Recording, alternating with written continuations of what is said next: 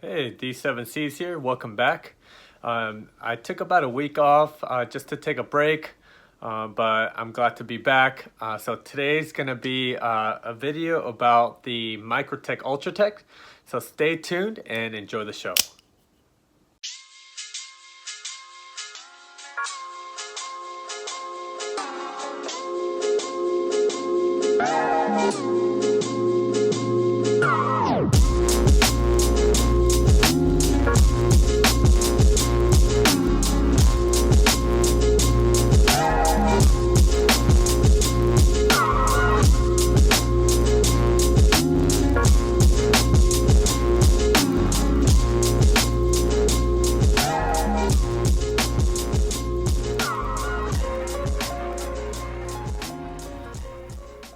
All right, welcome to my tabletop. Oops.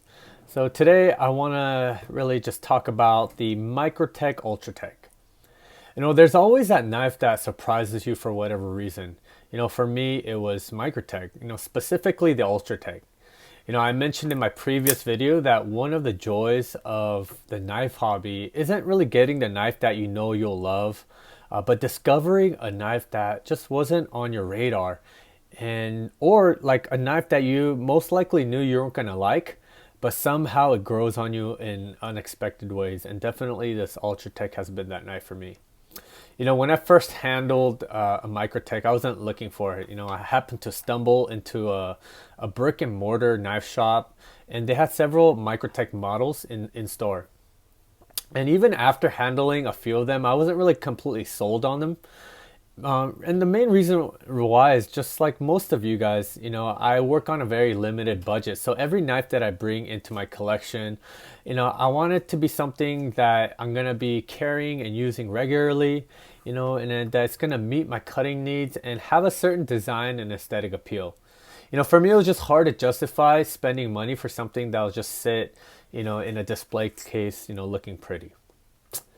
So, Microtech really didn't fit my utilitarian approach to knives, but I was really impressed by their fit and finish and just the emotional reaction it gave me when I activated the trigger and the blade deployed with a crisp snap.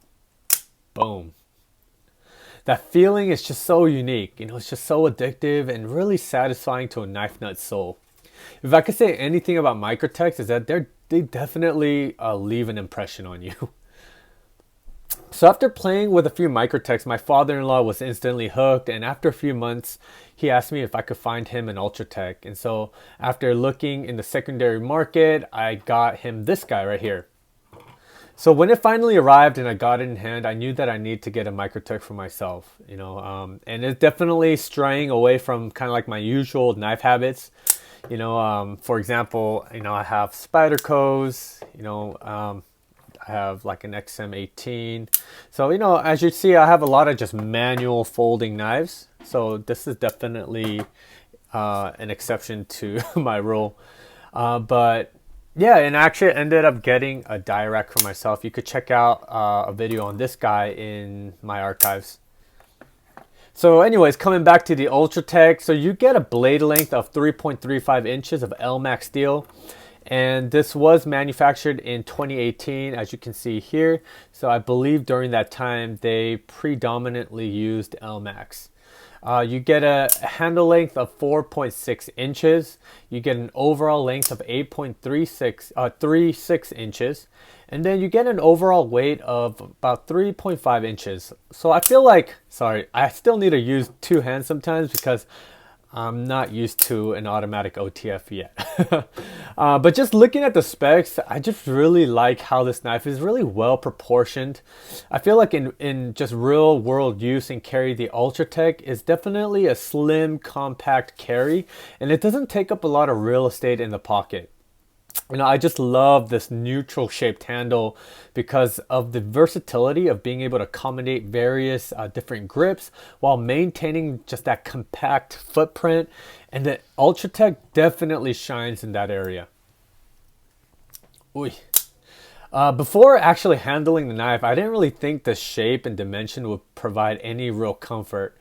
Or traction actually, but Microtech has really engineered this handle to be useful and comfortable in hand, and there's several reasons for that. So first of all, Now zooming in a little bit. So you got this really nice high grade 6061 T6 aluminum handle that has been really nicely just satin finished throughout, and it provides a level of warmth in the hand. You know, the jimping, as you can see here, there's jimping here, here, here, and here and here.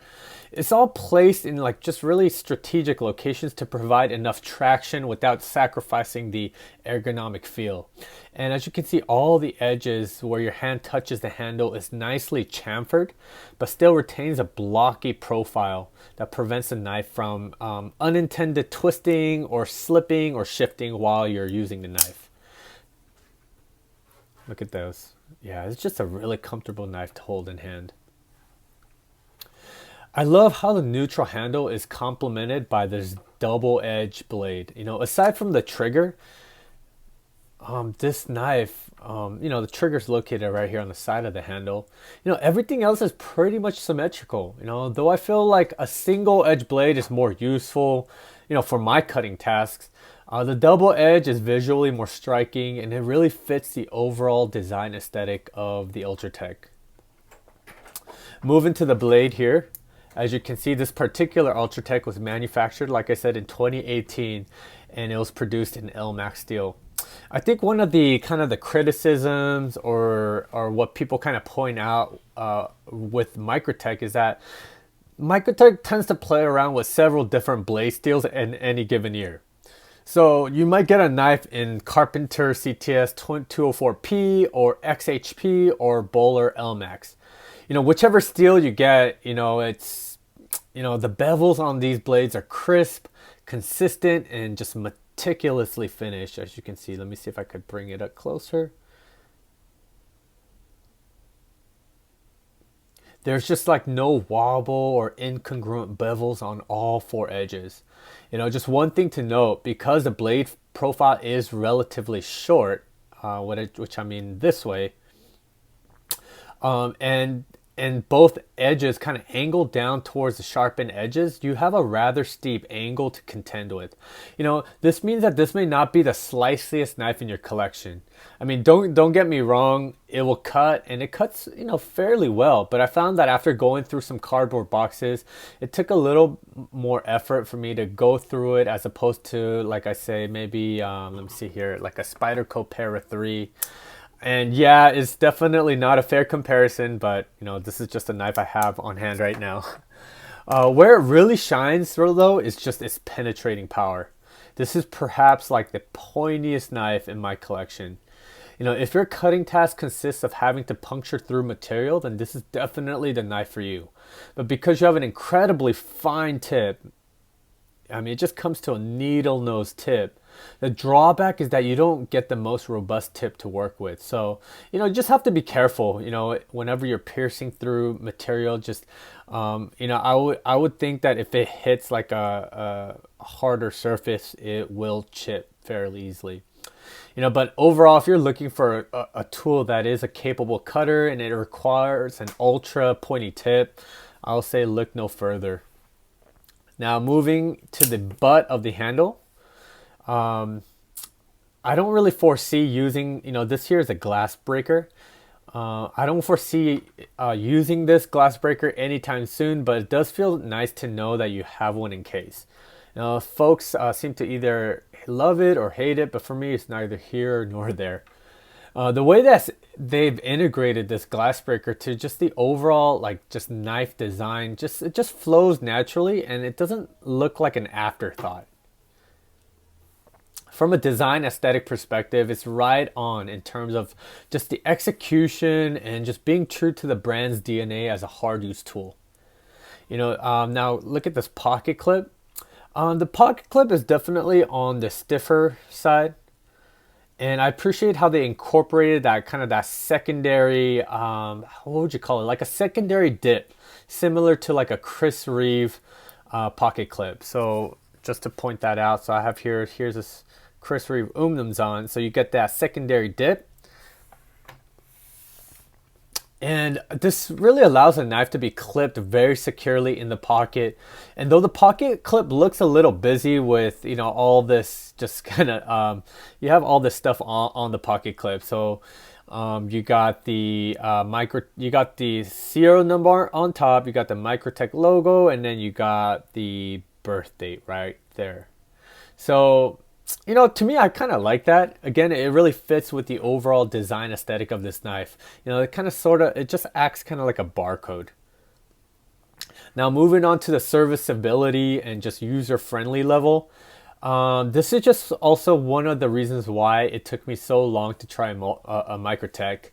Or any automatic knife for that matter. Just over time, I've come to look for knives that I can typically service and maintain myself because I really enjoy the experience of taking care of my gear without, worrying too much that I'd mess it up in the process or jack something up.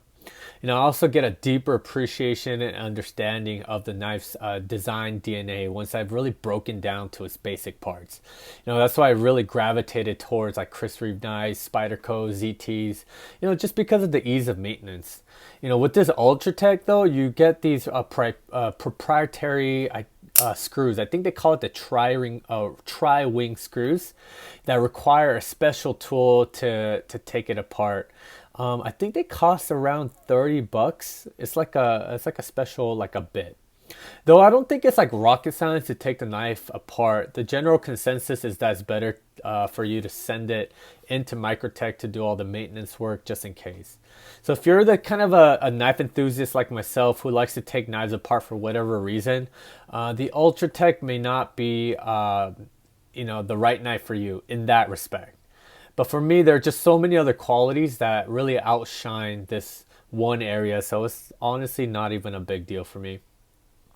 Another reason why it took so long for me to try an out the front or OTF, which just means that the blade deploys literally out the front, it's just the fact that there's an opening slot at the top where debris can enter, and there's just really no way for that debris to really like exit, easily, as you can see there.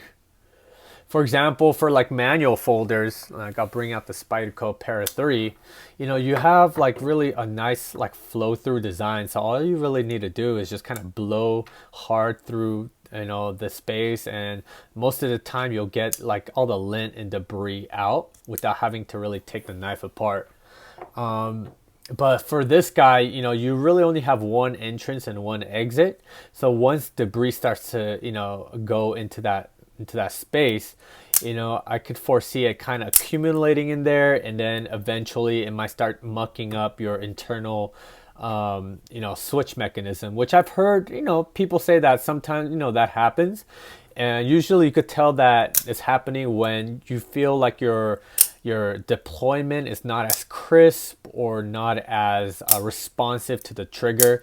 You might start to feel like the action's a little bit more sluggish, but from what I've read, there's a fairly easy fix to that. All you need to do is get like a compressed air and just blow it out as much as you can, and then just dump a lot of REM oil in there and just kind of let the oil just kind of saturate the internals, and then just kind of shake the oil out. And most of the time that seems to really resolve the issue. So in that respect, it is a very easy knife to maintain without having to really take the knife apart. What else can I say? Also, what I also love about this is that it seems like from most of the users out there, people who own these knives, that Microtech's customer service is just really, really top notch. So like I mentioned just a couple seconds ago, that even though this is not like the most kind of user-friendly knife in terms of having to, being able to take it apart and maintain yourself, Microtech does have an excellent customer service. So I feel like in that respect, honestly, you don't really have a reason to take the knife apart anyway.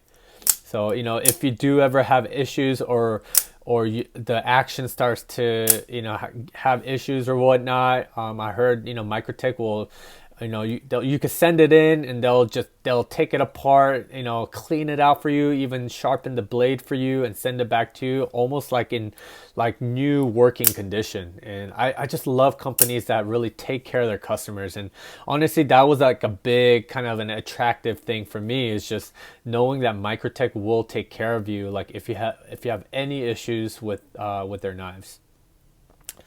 So after really handling the Ultratech, man, I see why Microtech is at the top of the game, and in just in many ways. Just the level of fit and finish is on par with Chris Reeve knives, and that shouldn't be a surprise considering that Anthony Marfione, who's the owner of this company, he was mentored by Chris Reeve himself. You could see it in the attention to detail and just the fantastic craftsmanship. From the clean, flawless design and machining of the trigger, as you can see here. Look at that, man, and just the crisp, consistent bevels of the blade. I mean, it's just like one of the most consistent bevels I've ever seen on a knife. And mind you, there's like four. I mean, there's a double edge, so you got like four sides to contend with, and all four sides are just crisply just beveled. There's no wobble, there's no like incongruencies or inconsistencies. It's just perfectly done. The machining and design prowess is just second to none, as evident in their spring switch mechanism that could literally be fired thousands of times with very little hitch or failure. The Ultratech and just Microtech in general is a knife that just so many others try to emulate but come up short. So in summary, I mean, the Ultratech really scratched an itch I didn't even know I had. For me, it's just not the most useful or versatile knife in my rotation, but it really gives me a satisfaction at a primal level like no other knife, with that just unique snap and thud of Microtech's switch action. I'm going to just be quiet for a second so you could hear that.